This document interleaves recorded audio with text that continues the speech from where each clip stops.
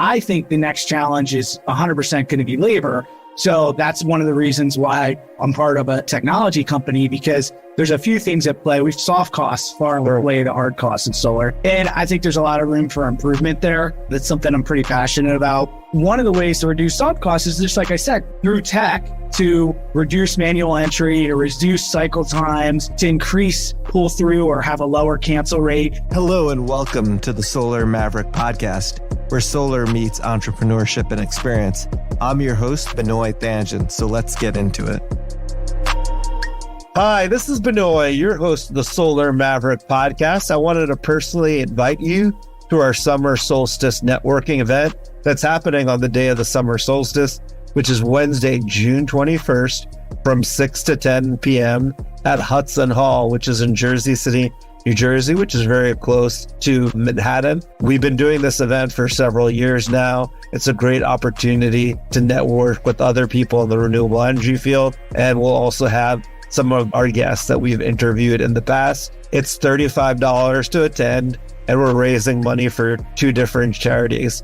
One is the Boys and Girls Club, and the other is Let's Share the Sun Foundation, which we've done 2 podcast interviews about. If you're interested in potentially sponsoring the event, please email us at info@reneuenergy.com. That's info@reneuenergy.com. The Eventbrite for this event will be on the notes of the podcast. We look forward to seeing all of you there.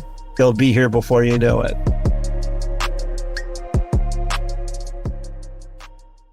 Hi, this is Benoy, your host of the Solar Maverick Podcast. This podcast is brought to you by Reneu Energy.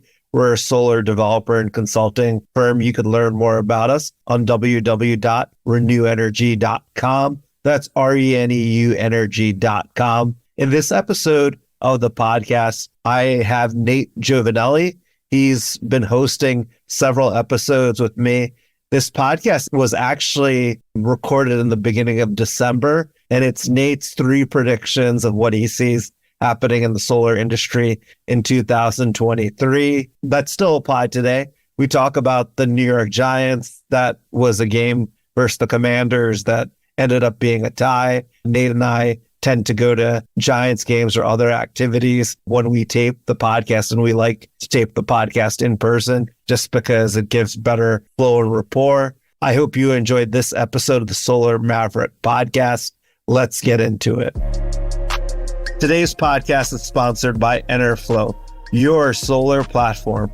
Residential solar installers, EPCs, and sales organizations rely on multiple tools from lead through install. Enerflo intelligently connects them all with proprietary platform features in one cohesive sales and install platform. Streamline your sales and install process on one platform with one login and one connected flow from lead to PTO. Learn more at enerflo.com. Hi, this is Benoy, your host of the Solar Maverick Podcast. The podcast is brought to you by Reneu Energy. We're a solar developer and consulting firm. I'm excited to have my co-host, Nathan Jovanelly. He's the head of business development at Enerflo and also the owner of Jovanelly LLC.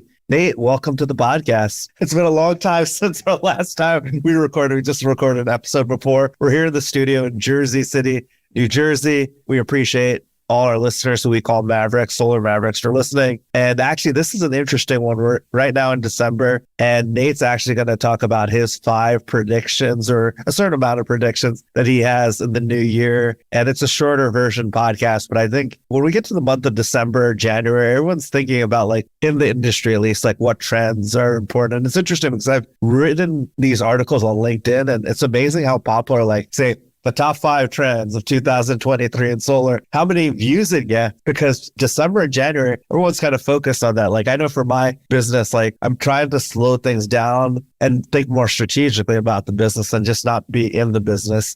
So Nate, it would be great to, like, get your perspective. If you haven't listened to his podcast, check out the Limitless podcast. You can find it on Spotify, YouTube, or on Instagram. And I'm really interested to hear 22 was going to have more solar deployed than 21. And I said it would, and Benoy And a lot of other people actually, after the fact, said it wouldn't. And the bet was that the loser had to buy lunch. So we have to look that up so we can figure it out and come back in January. Yeah, well, technically, I think we'll only get that information at the end of the January, beginning of February. And then technically it was for ramen because we filmed those episodes in the midway point, which is Bethlehem, Pennsylvania, because Nate lives in Harrisburg, the home of Dwayne "The Rock" Johnson, which Nate educated me. I didn't realize he was from Bethlehem, Pennsylvania. But yeah, it's interesting because we've actually had several bets so far, like on whether the ITC was going to go to 30% during President Trump's administration. Now, obviously, with the IRA, we didn't make a prediction on this, but it's a 30% investment tax credit. So I'm curious to hear your predictions. And we, by the way, haven't talked about what his predictions are. So we'll see if I agree or disagree. And I said that the ITC, it actually, last time we had that conversation, we're about to go to Giants game, go Giants. But last time we were on our way to the Giants game, we're having this debate. You said, I don't agree with you. And now we go podcast. It was, will the ITC get extended to 30%? And I said it would, and you said it wouldn't. And technically, I think I won that one because in hindsight, it did get extended. You added the under Trump. I don't remember specifically that distinction. So that's the way I was respecting. That's the way I was thinking. But maybe we're on different pages, but you're right. Like if you looked on the long term of that bet. Yeah. And while most solar experts thought that solar would decline in 22. I know I posted something in March that got your attention because the first quarter was pretty strong. Oh, it was pretty strong for sure. Yeah. And really, I think what you have is, again, because the residential market, and that's usually the lens I look at things through now predominantly, it is able to weather some of these storms, and whether it was the panel pricing going up and supply chain, a lot better than the utility scale, right? Which I think was your perspective is like utility is going to be way. Yeah, for sure. That's a different perspective. Resi to overcome that, which is probably ultimately where things shook out. And I should have looked it up because I didn't. Last time I saw numbers were midpoint of the year. But still, I know there was another article I saw in November where all of renewables, they produced more energy in the U.S. than coal for a few months. And there was in March, there was a month where all new capacity that was brought online was renewable. Yeah, which is no oil and gas or coal. So a lot of positive momentum either way, no matter who won. But so we talked on the last podcast that we just recorded about my time doing the industry pulse at RE Plus in Anaheim, which is one of the largest renewable conferences in the world. By the way, how many people were at that conference? That was amazing. So Sia told me it was like 26,000. But if you think about how many people didn't register and just came to the conference, I think it had to be over 30,000 because I've been to Anaheim several times. I couldn't believe how crowded it was. Like, not just in the convention center, but all around that convention center. It had to be easily over 30,000 people, which is pretty amazing, for the industry. I remember going to these conferences when it was like 8,000, 7,000, so like 10 years ago. So it's amazing to see the growth in the industry. And going back to your point, you were a host, right, for Podcast Lounge, right? Yeah, I got to interview, it ended up being like 14 people, I think, from all areas of over 3 days, all experts in solar in their own right. And the common theme that emerged was, obviously I work with Enerflo as one of my companies, and we're a software for residential solar. So just high level, you could think of it like debt consolidation or tech consolidation. We're taking all these disjointed tools that sales orgs and EPCs use or installers use, and we're making their process very streamlined, very seamless, and actually have some cool third-party data that I'm going to release here at some point that shows that we took a large sample size of Enerflo customers and we looked at their cycle time. So how contract signed to solar on the home, what was that average duration relative to their peers in the same zip codes? Because it's different in their AHJ. Sure. And then after they implemented Enerflo, what was that timeline? And what we found, interesting, 60% reduction in cycle times with volumes more than double. By the way, this is like asking me to ask other questions. So obviously I've interviewed Spencer, who's the co-founder of Enerflo. It was amazing to hear how many installers that were signed to the platform 2 years ago, right? Did you guys have the same new sort of installer sign up for the platform through RE Plus or? Yeah, we had a lot of traction at over 160 conversations at the booth. Yeah. I think is our number. Obviously, there's a lot of buzz, which is leading into my prediction. So the theme that was very apparent to me throughout RE Plus was this idea that labor is going to be the next obstacle to growth. So back in COVID, when the height of COVID, it was supply chain and being able to get panels, which is driving up costs. And there's obviously the tariffs and the anti-circumvention and all of that. So that was obviously one of the reasons that I would assume that you thought the market wouldn't be up this year for the first time in a while. And that makes good sense. I think the next challenge is 100% going to be labor. So that's one of the reasons why I'm part of a technology company, because there's a few things at play. We've talked many times on the show. There's soft costs far away the hard costs in solar. And I think there's a lot of room for improvement there. That's something I'm pretty passionate about. And one of the ways to reduce soft costs is just like I said, through tech, to reduce manual entry, to reduce cycle times, to increase pull through or have a lower cancel rate. All that's invaluable, right? And I think that's a lot of the reason why Enerflo has had this explosive growth. And now that we can quantify that with actual data, it rationalizes the investment for a CFO or a CEO, makes it very easy for them, right? If I reduce my cycle time by 60% and have my volume double still, well then, who wouldn't you pay anything I ask? Yeah, definitely. But again, as an industry, and as of December 2021, the whole solar industry supported 255,000 workers. So that's from IREC, so very reliable source. They do the solar job census. 130,000 or 51% of those workers were in residential solar. Obviously, installer is the largest segment of that. But after the passage of the Inflation Reduction Act recently by this current administration,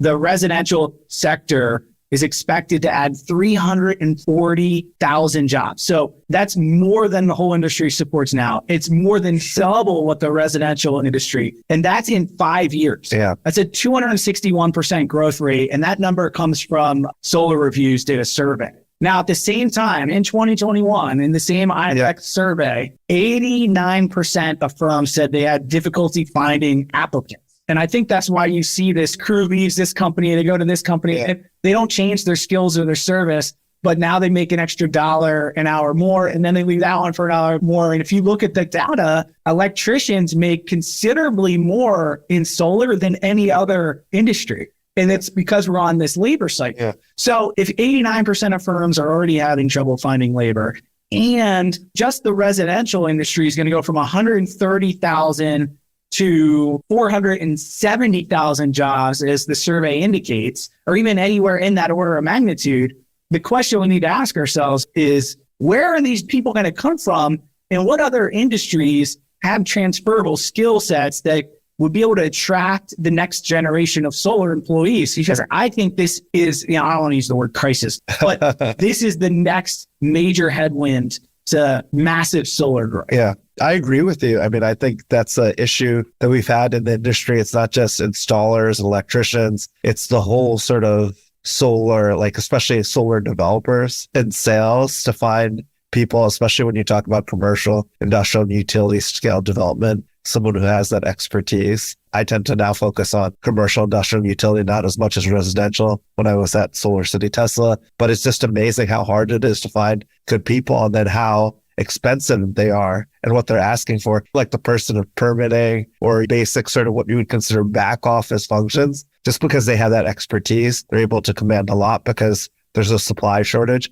But it's interesting because for me, like, we're trying to figure out ways of innovating. While we take someone who might have an energy background, but not a solar background, might not get paid as much, maybe younger, and we're able to get through that. Obviously, outsourcing, we were talking about before, AI as well. We're starting to see solutions where you don't need many people because it can be done. I was actually on something where they created like AI blogs for you for content. So it's interesting how technology is advancing as well. For young people, it's a great thing because this is going to be an issue for a long time. And I think that's more job security. This is the beginning of a very long sort of cycle into renewable energy and sustainability. So I agree with you on your first prediction. And again, that's why I work for, I think a lot of, not all of it, certainly, but a lot of this can be solved through tech. And through not having 8 permit people that are just filling out, just regurgitating, I'm not saying that's all they do, but not having back office people that just are copying information or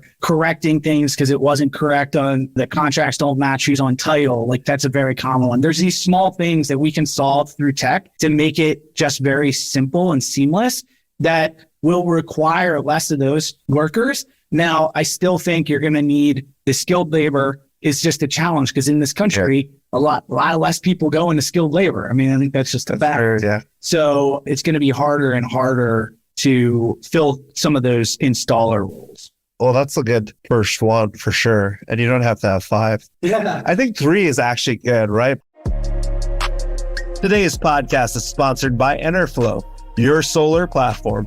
More than just a software platform, Enerflo's experienced platform consultants dig deep into your company's current processes to identify exactly how Enerflo can help you streamline.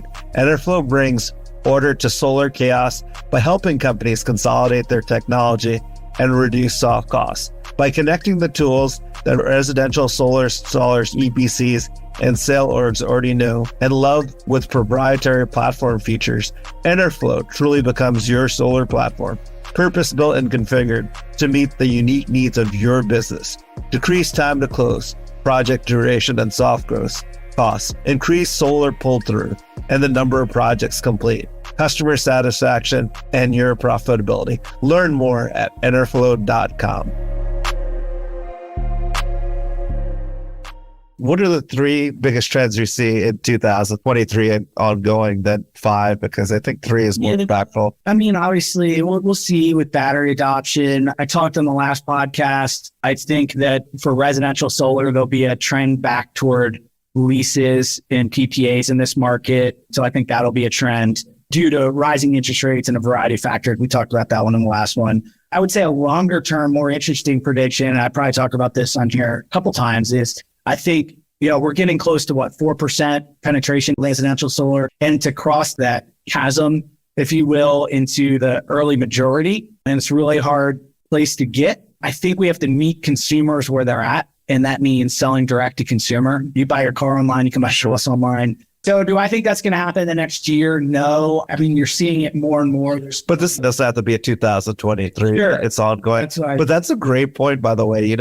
Think about it. That also tells you what the potential is, right? For only 4%, can you imagine what the opportunities of 10, 20 years? And when we're able to sell directly to the consumer and the customer through an online platform. That's when basically getting across that gap, as they say, is the point where technology is adopted by the general public. So it's just not like the early adopters, the first movers, so even the people that would pay the more for it. Yeah. And we all know that there's a savings associated with it. So I think once you get across that gap, the definition is the technology becomes unstoppable. In other words, there's going to be mass adoption. And I don't know how you get there in this traditional market of people knocking on your door or calling, because the new generation, I've said this on the last call, like the biggest obstacle to solar is homeowners. And they're not going to answer the door anymore. It's weird to me that people knock on the door. Before, when I was a kid, people would knock on the door all the time. Now, if someone knocks on the door, I'm kind of like, who's this person? Or it's a package. Well, normally it's a package for sure. Well, why do you need it in person? Now with Zoom, the technology, video conferencing. Again, I've talked about this so many times. It's probably uninteresting at this point, but I find it interesting. Selling solar, you start buying solar. So I think one of the trends in that light is, and I picked this up, I'm going to give him credit. I think, has he been on Jason Steinberg, the CEO of Scanify? He's a good interview. You should talk to him. But Scanify is a drone-based software. And he said something to me in Anaheim when I would use one of the experts I was interviewing. I've interviewed the company, but not him. He's fantastic, really well-spoken. And one of the things he told me is kind of stuck with me and something I've been thinking about is he thinks that the industry is moving from a sales-based approach relationship to quality-based. Yeah. And I agree. Like when you think about some of the tools out there, again, why I work for or with Enerflo, why I'm joining their executive team is because I see the need and it's solving a real need. And some of the tools that we use for this industry are very archaic. And to have that accuracy down to an inch foot, whether it's through a drone or low flying aircraft like Eagle View's doing, to automate that more, to get CAD drawing I mean, there's so many ways. Even O&M, right? Right. Oh man. Yeah. Just to get surveys. I think that's going to go a long way. But if you look at what really kills that customer acquisition cost outside of like commissions, I think is the turnover of having high cancellations. So the companies that have lower cancellations have higher customer satisfaction, higher reviews. They're better, generally speaking, quality.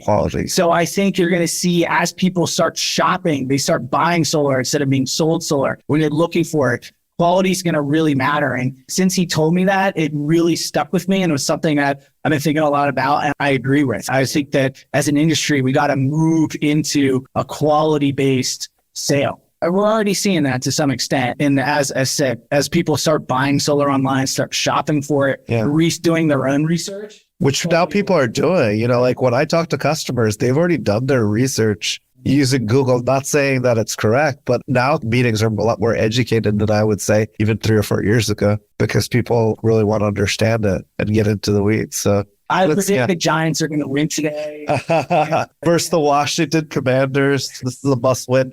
Dave and I usually annually go to a Giants game, but I think Solar Maverick Podcast is about entrepreneurship, not just about solar. My company, Reneu Energy, I started 10 years ago. One thing that I found very important, especially after COVID, was everything's about the relationship and everything's done through relationships. And people want to get to know you just as a person, whether they can know, like, and trust you. So I think, like, for me at least, like having Giants season tickets, I take a lot of clients to it. And they love it. And it's a great way in a non-solar or networking event to kind of spend time with potential customers or customers. It's really a great way, no matter how much advanced technology is. I feel like people need to be in person, especially on the sales side. And I think it makes a huge difference. I wanted to get your perspective. Oh, I totally agree. I think something that one of our co-founders always says over at Enerflo, it's like, I think I'm going to butcher it, but some to the effect, like the worst decisions are the ones made in the boardroom. You need to be outwit the client, for sure, understanding their needs. We're firm believers in that. In fact, like as we're looking to build out some like back-end project management tools that are going to be just blow the doors off of anything else that exists. We had an idea of what we wanted to do, but we brought in our customers. Imagine that. Seriously. Before we go build this, you guys tell us what is the most important thing? What do you need this to do? What adds value to your business? Yeah.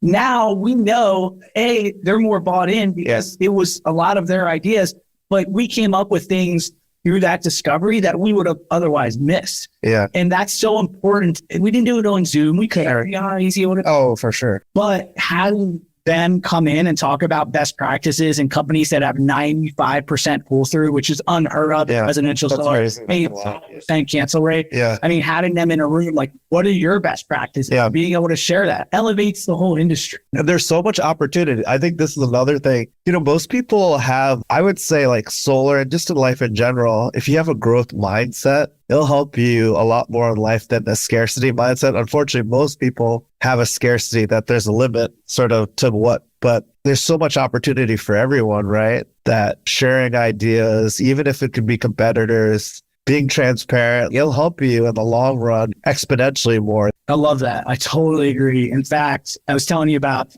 I was trying to cut up one of the snippets after I interviewed the 14 people at RE Plus.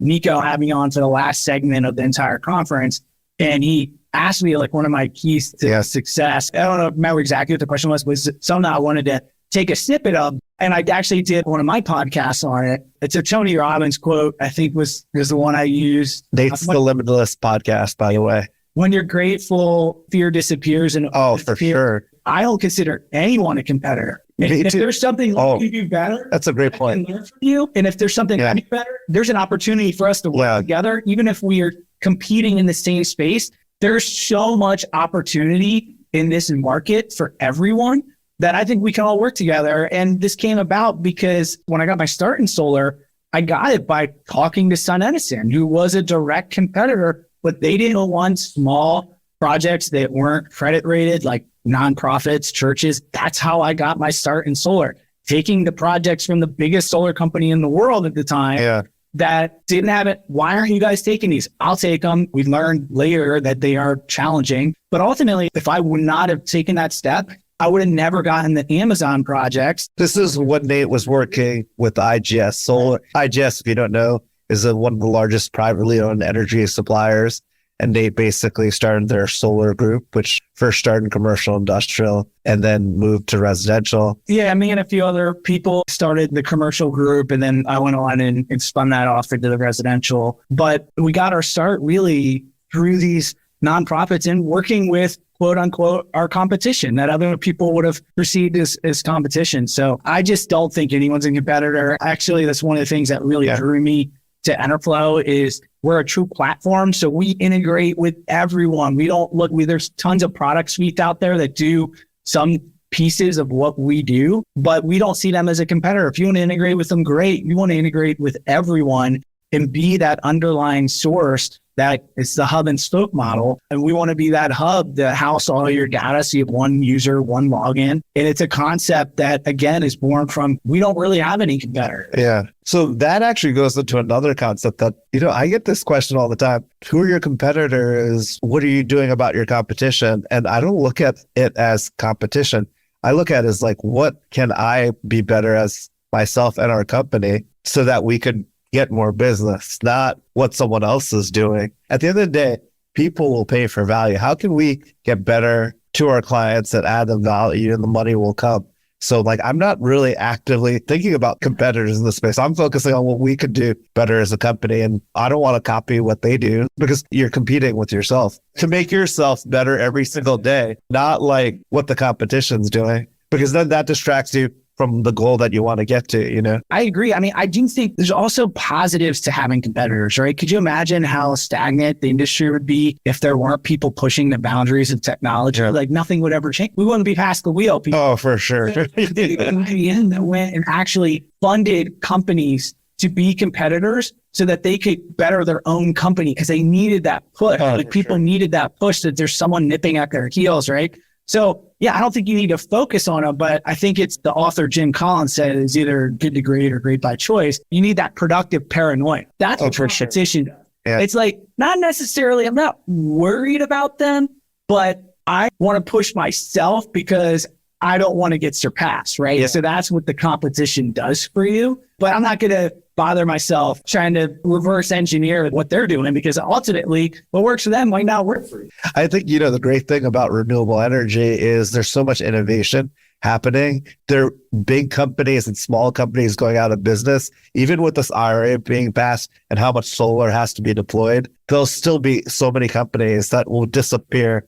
And it's the ones that are nimble, the ones that are continuously reinventing themselves and agile and adding value to their customers are the ones that are going to still be around. I think we started the last podcast that way when I was talking about, I gave someone advice recently. I said, you got to be nimble. Yeah, full circle. And this has been an amazing podcast interview. I really appreciate Nate sharing his 3 predictions for 2023 and beyond for specifically solar and renewable energy.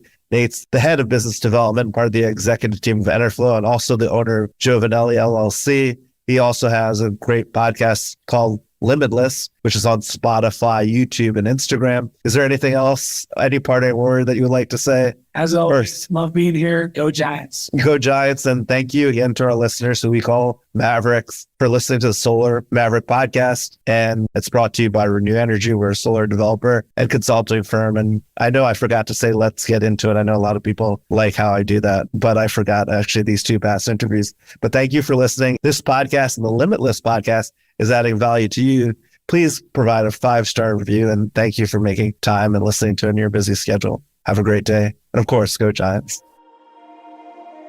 Thanks for listening to the Solar Maverick Podcast. The Solar Maverick Podcast is brought to you by Reneu Energy. We're a solar development and consulting firm. If you believe that this podcast is adding value to you, please give us a 5-star review and share with those that you think could benefit from this information. Please email all questions, suggestions, and feedback to info@reneuenergy.com.